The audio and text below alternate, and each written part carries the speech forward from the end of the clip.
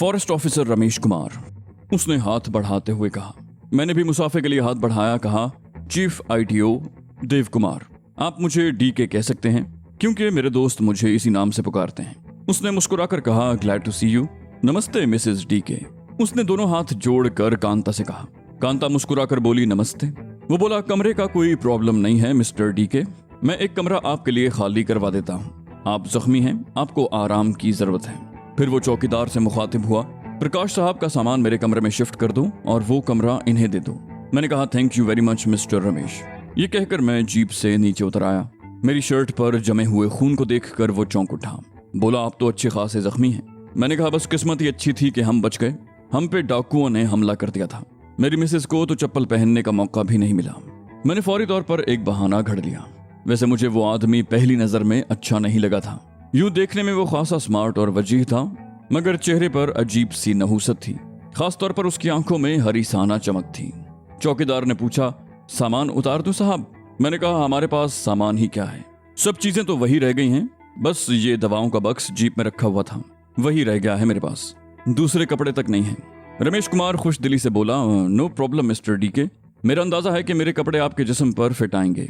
मैं अभी अपना एक जोड़ा और जरूरत का दूसरा सामान भिजवाता हूँ। मैंने कहा, आप ज्यादा तकलीफ ना करें, बस यही चंद घंटों की बात है। बोला, कम ऑन मिस्टर डीके, इसमें तकल्लुफ की क्या बात है, कल मुझे भी तो आपकी जरूरत पड़ सकती है। मैंने हंसकर कहा, श्योर श्योर, कभी दिल्ली आए तो मुझसे जरूर मुलाकात करें, मुझे खुशी होगी। इस दौरान में चौकीदार ने हमारा कमरा सेट कर दिया। रमेश ने चौकीदार को ताकीद की थी कि इन लोगों को किसी किस्म की तकलीफ नहीं होनी चाहिए। फिर वो मुझसे बोला, आप आराम करें, आपसे सुबह मुलाकात होगी। उस वक्त भी उसकी नजरें कांता पर जमी हुई थी। ऐसा लग रहा था जैसे उसने ये जुमला मुझसे नहीं बल्कि कांता से कहा। कमरे में पहुंचकर मैंने चौकीदार के हाथ पर 100 का नोट रखा। पहले तो हमारे नहाने के लिए पानी गर्म कर दो, फिर हो सके तो कुछ खाने को ले आओ। 100 का नोट हाथ में आते ही जैसे उसके जिस्म में बिजली भर गई। वो जल्दी से बोला, मैं अभी पानी गर्म करके लाता हूँ। थोड़ी देर के बाद वो पानी की 2 गर्म बाल्टियां ले आया। फिर फौरन ही एक धुला धुलाया स्लीपिंग सूट, पैंट शर्ट, साबुन और शेविंग का सामान भी ले आया। चौकीदार के जाने के बाद मैंने शर्ट उतारने की कोशिश की तो मुझे खासी तकलीफ हुई। शर्ट मेरे शाने के जख्म से चिपक कर रह गई थी। शाने से लेकर कोहनी तक खासा लंबा और गहरा जख्म था, उसमें से फिर खून छलकने लगा था। कांता ने मेरी उतारी हुई शर्ट फाड़ कर गर्म पानी से मेरा जख्म साफ किया। फिर बोली, पहले तुम नहा लो, उसके बाद मैं जख्म पर दवा छिड़क दूंगी, 2 दिन में ये जख्म ठीक हो जाएगा। मैं गर्म पानी से नहा कर निकला तो मेरी सारी थकन उतर चुकी थी, मगर जख्म से फिर खून छलक रहा था। कांता ने पहले जख्म पर किसी मरहम का लेप किया, फिर उस पर कोई सुफूफ छिड़क दिया। मुझे ऐसे लगा जैसे मेरे बाजू में अचानक ठंडक सी पड़ गई हो। लकड़ी के उस संदूक में दवाओं के अलावा कांता के कुछ कपड़े भी थे। उसने एक साड़ी पहनने के लिए निकाल ली और अपनी बंधी हुई साड़ी का पल्लू फाड़ कर मेरे जख्म पर लपेट दिया। कांता भी नहा कर आ गई। वो बाल सुलझा कर बैठी ही थी कि चौकीदार खाना ले आया। इतने कम वक्त में वो बहुत अच्छा खाना ले आया था। भुना हुआ मुर्ग था, पराठे और मक्खन था। खाना देखकर मेरी भूख अचानक चमक उठी। यूं भी गुज़श्ता कई घंटों से हमें कुछ भी खाने को नहीं मिला था। हम दोनों खाने से फारिग हुए ही थे कि चौकीदार कॉफी ले आया। ये देखकर मुझे इंतहाई खुशी हुई। रमेश कुमार की ये इनायत बेवजह नहीं थी। वो मुझे चीफ इनकम टैक्स ऑफिसर समझकर मुझ पर रकम इन्वेस्ट कर रहा था और मेरे ओहदे से फायदा उठाकर उससे कई गुना ज्यादा कमाने के चक्कर में था। कॉफी का हर घूंट गोया मुझे जन्नत की सैर करवा रहा था। एक अरसे के बाद मुझे बेहतरीन किस्म की कॉफी पीने का मौका मिला था। मसला ये था कि उस कमरे में बेड सिर्फ एक ही था। फर्श पर कालीन बिछा हुआ था। मैंने सोचा था कि कॉफी पीकर फर्श पर सो जाऊंगा। कांता एक मर्तबा फिर अपने बाल सुलझाने में मसरूफ हो गई। फिर न जाने कब मुझे नींद आ गई। फिर अचानक मेरी आंख खुल गई। मेरी आंख बेसबब नहीं खुली थी, जरूर कोई ना कोई खटका या आहट हुई थी। तभी मुझे रमेश कुमार की सरगोशी सुनाई दी, इस हरामजादे को बांध कर डाल दो, ज्यादा 3-5 करे तो गोली मार देना, इसकी लाश जंगल में फेंकवा देंगे। हरामजादा मुझे बेवकूफ बना रहा था कि मैं चीफ इनकम टैक्स ऑफिसर हूँ, हालांकि उनसे अभी परसों ही मेरी मुलाकात हुई है। दूसरा बोला, और चौकीदार का क्या करोगे? रमेश कुमार ने कहा, चौकीदार भी मेरा आदमी है। हर महीने 500 रुपए उसे मैं इसीलिए देता हूँ कि इस रेस्ट हाउस की कोई बात बाहर नहीं जाएगी। इसीलिए तो इन लोगों की कॉफी में बेहोशी की दवा मिलाई थी। उन्हें क्या मालूम था कि बेहोशी की दवा तो रही एक तरफ, मुझ पर तो मोहलक तरीन जहर भी असर नहीं करता। रमेश कुमार ने कहा, चलो उसके हाथ पैर बांधो, असल में मुझे उसकी पत्नी पसंद आ गई है। दूसरा बोला, और वो जो पहले से एक मौजूद है? रमेश बोला, अरे वो तो है ही अपने कब्जे में, वो सफेद चमड़ी वाली बला की हसीन है, मगर इसकी बात ही कुछ और है। कमरे में 0 पावर का बल्ब जल रहा था। मैंने देखा 2 आदमी मेरी तरफ बढ़ रहे हैं। उनमें से एक आदमी के हाथ में रस्सी थी। रस्सी वाला यूं ही मुझ पर झुका, मैंने अचानक उसकी गर्दन दबोच ली और दूसरे आदमी के मुंह पर इतनी जोर की लात मारी कि वो उछल कर रमेश पर गिरा। फिर मैं रस्सी वाले को धकेल कर उठ खड़ा हुआ और झपट कर रमेश को पकड़ लिया। मेरे एक ही थप्पड़ में उसके होश ठिकाने आ गए। अचानक बाहर से किसी ने खिड़की के शीशे पर बेआवाज फायर किया। शीशा जोरदार छनाके से टूट गया। फिर कोई टपट कर बोला, अगर किसी ने अपनी जगह से हरकत भी की तो उसकी खोपड़ी उड़ा दूंगा। वो आवाज सुनकर मेरा दिल बल्लियों उछलने लगा, क्योंकि वो आवाज मेरे दोस्त तैमूर की थी। रमेश कुमार सरासीमगी के आलम में कभी मुझे देख रहा था और कभी खिड़की के टूटे हुए शीशे को। वो बुरी तरह खौफजदा हो गया था। मेरे एक ही थप्पड़ ने उसके कसबल निकाल दिए थे। थप्पड़ इतना शदीद था कि उसके गाल पर खून छलक आया था। मुंह और नाक से भी खून के कतरे टपक रहे थे। वो हराम खा खा कर यूं भी आराम और ऐश पसंद हो गया था। उसे भला धींगा मुश्ती और जिस्मानी मुशक्कत की आदत कब होगी। उसके दोनों साथी भी आड़े तिरछे जमीन पर पड़े हुए थे। फिर खिड़की का पट आहिस्ता से खुला और कोई फुर्ती से कमरे में आ गया। उसका चेहरा छुपा हुआ था, मगर कद्दो-कामत से अंदाजा हो रहा था कि वो तैमूर के सिवा और कोई नहीं। उसकी नजर अब तक मुझ पर नहीं पड़ी थी। वो चौकन्ने अंदाज में बेड की तरफ गया और झुककर कांता का जायजा लेने लगा। रमेश कुमार ने हिम्मत करके पूछा, कौन हो तुम? तैमूर ने पलटकर रमेश कुमार को देखा। उसी लम्हे उसकी नजर अचानक मुझ पर पड़ गई। वो बुरी तरह चौंका और पुरजोश लहजे में बोला, तुम यहाँ कैसे पहुंचे? मैंने हंसकर कहा, टेक इट इजी, पहले तुम बताओ कि तुम यहाँ कैसे पहुंचे। वो बोला, इसके आदमियों ने धोखे से ग्लोरिया को पकड़ लिया था।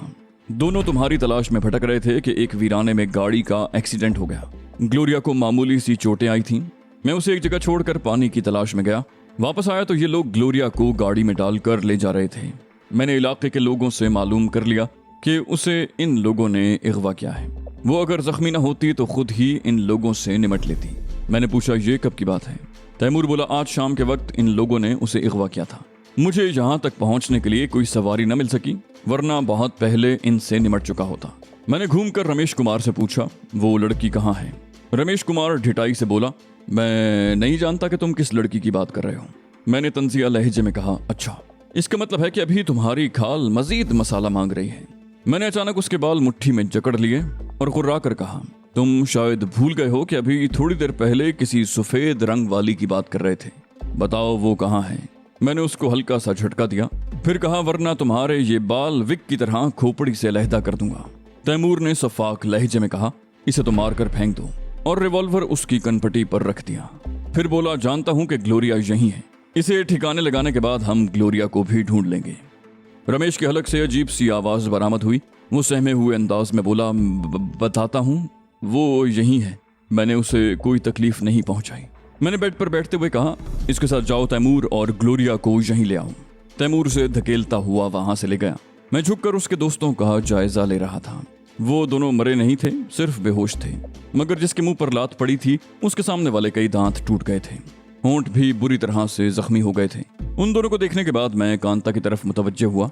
वो ख्वाबावर दवा के असर से बेसुध पड़ी थी, मगर उसकी सांस हमवार थी। थोड़ी देर के बाद कदमों की आहटें गूंजी।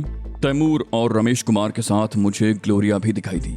मुझे देखकर वो बुरी तरह चौंकी, फिर चीख कर बोली, कामरान, तुम कहाँ गायब हो गए थे? मैंने हंसकर कहा, बहुत तवील कहानी है, आराम से बताऊंगा। उसने कांता की तरफ देखते हुए तंजिया लहजे में कहा, कहानी तो खैर वाकई तवील है, मैं भी फुर्सत से सुनूंगी, पहले जरा इससे निमट लूं। ये कहकर उसने अचानक रमेश कुमार के मुंह पर चटाख से थप्पड़ रसीद कर दिया। बोली, इस हरामजादे को जिंदा नहीं छोड़ूंगी। इसने मेरे हाथ पांव बांध कर एक स्टोर रूम में बंद कर दिया था। मच्छरों ने मेरा 1 लीटर खून तो चूस लिया होगा।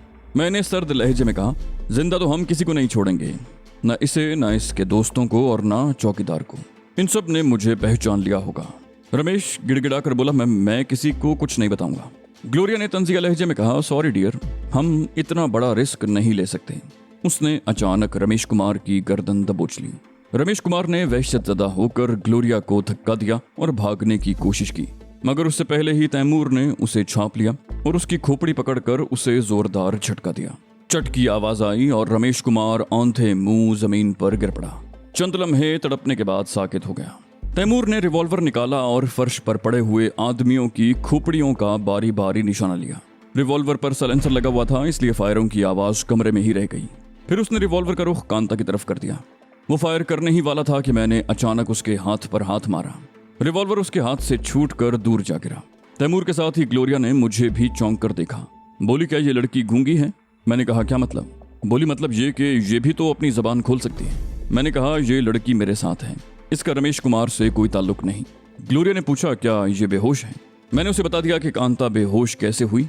फिर मैंने तैमूर से कहा, अब यहाँ से निकलने की फिक्र करो, जहाँ भी जाते हैं वहाँ कोई नई कहानी शुरू हो जाती है। ये सामान जीप में रख दो। मैंने दवाओं के बक्स और रमेश कुमार के भेजे हुए सामान की तरफ इशारा किया। तैमूर वो सामान समेट कर बाहर की तरफ चला गया तो मैंने कहा, पीछे वाली जीप में रखना। फिर मैंने झुककर कांता को उठा लिया। मैं जीप की तरफ बढ़ा और उसे बहुत एहतियात से जीप के पिछले हिस्से में लिटा दिया। फिर ग्लोरिया के कहने पर मैंने भी नाइट गाउन और स्लीपिंग सूट की बजाय रमेश कुमार की पेंट शर्ट पहन ली और बाहर आ गया। स्टीयरिंग पर तैमूर था। मैं उसके साथ अगली सीट पर बैठ गया। ग्लोरिया कांता के साथ बैठ गई और तैमूर ने खुले हुए गेट में से जीप रिवर्स करके बाहर निकाल ली। फिर वो बर्क रफ्तारी से एक तरफ रवाना हो गया। अचानक मुझे डाक बंगले के चौकीदार का ख्याल आया। मैंने तैमूर से कहा, जीप को वापस ले चलो, हमसे एक चूक हो गई है। तैमूर ने जीप रोक दी और उसे रिवर्स में डालते हुए बोला, कैसी चूक हो गई कामरान? मैंने कहा, तुमने उस चौकीदार को जिंदा छोड़ दिया। तैमूर ने तवील सांस लिया, फिर जीप को झटके से दोबारा आगे बढ़ा दिया। बोला, मैं इतना कच्चा काम नहीं करता। सबसे पहले तो चौकीदार ही मेरे हाथों मारा गया था। उसे ठिकाने लगाकर ही तो मैं डाक बंगले में दाखिल हुआ था। उसने जीप की रफ्तार बढ़ा दी। मैंने मुड़कर ग्लोरिया से पूछा, तुम्हें चुप क्यों लग गई है? ग्लोरिया बोली, तुमने अभी तक ये नहीं बताया कि वहां से गायब कहाँ हो गए थे और तुम्हारी टांगें ठीक कैसे हुई। मैंने जवाब में उसे शुरू से लेकर आखिर तक पूरी कहानी सुना दी, सिर्फ कांता के डायलॉग सेंसर कर दिए। ग्लोरिया तंजी अंदाज में बोली, इसका मतलब है कि अब तुम सोशल वर्क करोगे? मैंने उसे चिढ़ाने के लिए कहा, अब से क्या मुराद है? मैं तो बचपन से ही सोशल वर्कर हूँ। फिर मैंने संजीदा होकर कहा, मैं कोई काम मसलहत के बगैर करने का आदी नहीं हूँ। कुंभ के मेले में कांता मेरी हेल्प करेगी। वो हिंदुओं के रस्मों और रिवाजों से वाकिफ है। मुझे तो फ्री में एक गाइड मिल रहा है। वो बोली, तो क्या अभी तक विनोद तुम्हारे कब्जे में नहीं आया? मैंने कहा, वो अगर कब्जे में आ जाता तो मैं यहाँ क्यों पड़ा रहता? इस मुल्क में तो मैं एक मिनट भी रुकने का रवादार नहीं हूँ। तैमूर ने हंसकर कहा, अब शायद हो जाओगे। अभी तक तुम्हें कांता नहीं मिली थी ना? मैंने मजे का खेज लहजे में कहा, ओ भाई, वो कांता है, कोई ताजमहल नहीं है कि अपनी जगह से हिल नहीं सकती। मुझे अगर वो इतनी ही पसंद हुई तो मैं उसे अपने साथ ले जा सकता हूँ। तैमूर ने हंसकर कहा, अरे यार, तुम्हारे इरादे तो बहुत खतरनाक हैं। ग्लोरिया झुंझला कर बोली, तुम लोग इंग्लिश में बात नहीं कर सकते? मैंने उसी लहजे में कहा, तुम उर्दू नहीं सीख सकती? हमने भी तो आखिर इंग्लिश सीख ही ली है। ग्लोरिया बिफर कर बोली, ठीक है, अब मैं तुम्हें उर्दू भी सीख कर दिखाऊंगी। मैं और तैमूर उसकी झुंझुलाहट पर कह कहे लगाने लगे। फिर मैं हंसी रोक कर बोला, ग्लोरिया, तुमने ये नहीं बताया कि तुम्हें उस फॉरेस्ट ऑफिसर ने कैसे पकड़ा? बोली, मेरे कंधे और सर में अच्छी खासी चोट आई थी। मैंने पानी मांगा तो तैमूर पानी लेने चला गया। मैंने उसकी बात काट कर कहा, क्या तुम अब भी जख्मी हो? बोली, जख्मी तो मैं उस वक्त भी नहीं थी। मेरा सर और बायां शाना किसी चीज से टकराया था और मुझे चक्कर से आने लगे थे। बायां हाथ वक्ती तौर पर बिल्कुल नाकारा हो गया था। अचानक वो फॉरेस्ट ऑफिसर वहां आ गया। उसने मुझे बंगले पर चलकर आराम करने की ऑफर की, मगर मैंने इनकार कर दिया और उसे बताया कि मेरे साथी यहाँ आने वाले हैं। वो इसरार करने लगा। फिर ढिठाई से मेरा हाथ पकड़ लिया। मेरे हाथ में दर्द की टीसें सी उठने लगी। उस वक्त भी मेरा सर चकरा रहा था। मैंने उसके चेहरे पर थप्पड़ रसीद कर दिया। फिर एकदम कई आदमी मुझ पर टूट पड़े। वो शायद जंगल में काम करने वाले मजदूर थे। उन लोगों ने मेरे हाथ पांव बांध कर जीप में डाल दिया और वो ऑफिसर बंगले में ले गया। मैंने पूछा, अब तुम्हारे हाथ का क्या हाल है? वो हंसकर बोली, वो वक्ती चोट थी, अब मेरा हाथ खूब काम कर रहा है। दिखाऊं तुम्हें? मैं कुछ कहने ही वाला था कि जीप झटके से रुक गई। मैंने चौंक कर देखा, पगडंडी के ऐन दरमियान में एक गाड़ी खड़ी थी। उससे हमारा रास्ता मसदूद हो गया था। तैमूर ने पैदर पे कई दफा हॉर्न बजाया, मगर गाड़ी में शायद कोई था ही नहीं। तैमूर ने इंजन बंद कर दिया। बोला, मैं जाकर देखता हूँ। मैंने उसे रोक लिया, कहा, ठहर जाओ, मुमकिन है कोई हमारी घात में बैठा हुआ हो। तैमूर ने हंसकर कहा, अरे यार, हम अब इतने भी अहम नहीं हैं कि हर जगह कोई हमारी घात में बैठा हो। मगर वो जीप से उतरा नहीं। मैंने आहिस्ता से कहा, हम दोनों चलते हैं, मगर बहुत एहतियात से। फिर मैंने ग्लोरिया को मुखातिब किया, कहा, तुम यहीं ठहरो, मुमकिन है ये कांता के दुश्मन हो। ये कहकर एक राइफल और उसके राउंड्स मैंने ग्लोरिया की तरफ बढ़ा दिए। कहा, कांता का ख्याल रखना। मैं आहिस्ता से नीचे उतरा और फुर्ती से बाईं तरफ की झाड़ियों में रिंग गया। फिर झाड़ियों की ओट में बैठे ही बैठे मैं कार की तरफ बढ़ा। तैमूर भी उतर चुका था। मैंने रिवॉल्वर निकाला और दबे पांव कार तक पहुंच गया। कार के नजदीक पहुंचकर बेसाख्ता मुझे हंसी आ गई। मोटा सा एक आदमी स्टीयरिंग पर सर रखे सो रहा था। उसने ये हिमाकत की थी कि खिड़कियों के शीशे भी चढ़ा दिए थे। इस तरह तो वो घुट कर भी मर सकता था। मैंने आहिस्ता से खिड़की के शीशे पर दस्तक दी तो मोटा हड़बड़ा कर उठ गया और उसने खिड़की का शीशा नीचे कर लिया। मैंने कहा, ओ भाई, ये तुम बीच रास्ते पर किस खुशी में सो रहे हो? उसने भर्राई हुई आवाज में कहा, चलते चलते अचानक मेरी गाड़ी का इंजन बंद हो गया। मैं समझा शायद पेट्रोल खत्म हो गया है, मगर फ्यूल गेज से अंदाजा हो रहा है कि गाड़ी में फ्यूल की कमी नहीं। मैंने कहा, मैं कोई दास्तान नहीं सुनना चाहता, अपनी गाड़ी रास्ते से हटाओ। मोटा बुरा मानकर बोला, तुम्हारा क्या ख्याल है, मैंने जानबूझकर ऐसा किया है? शायद मेरी गाड़ी की क्रैंक शाफ्ट टूट गई है, इसके दोनों पिछले पहिए जाम हो गए हैं। मेरा एक दोस्त भी था, हम दोनों ने गाड़ी धकेलने की कोशिश की मगर इसे 1 इंच भी न सरका सके। मेरा दोस्त किसी मैकेनिक को लेने गया है। ये एक नई मुसीबत खड़ी हो गई थी। जब तक गाड़ी दरमियान से न हटती हमारी जीप नहीं गुजर सकती थी। वो पगडंडी इतनी कुशादा थी कि उस पर से बैक वक्त 2 गाड़ियां गुजर सकती थीं, मगर मोटे की कार ऐसे अंदाज में खड़ी थी कि रास्ता मसदूद हो गया था। इसका एक ही हल था कि गाड़ी के पिछले पहिए जमीन से उठाकर उसे धकेला जाए। वो भारी भरकम और पुरानी वजह की डॉज डार्ट थी। मैं और तैमूर मिलकर भी उसे नहीं उठा सकते थे। फिर मैंने ताकत आजमाने का फैसला कर लिया। मोटा भी गाड़ी से उतर आया। वो भी इस सूरत हाल से बहुत परेशान था।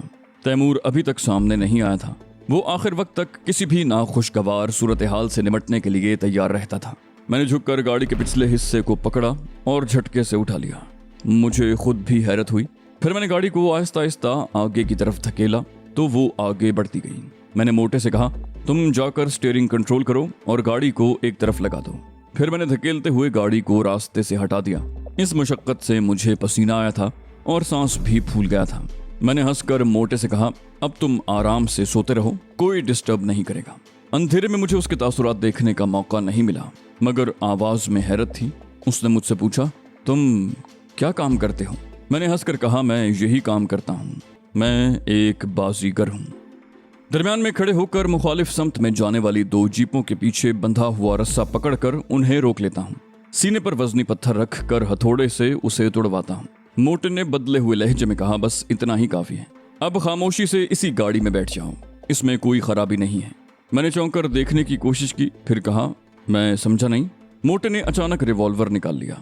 बोला, अभी समझ जाओगे।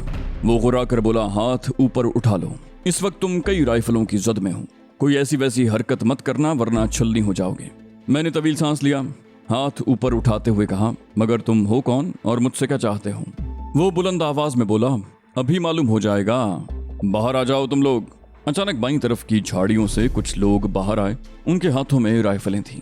मोटे ने किसी को कहा, सुनील, तुम पहले जीप की तलाशी लो।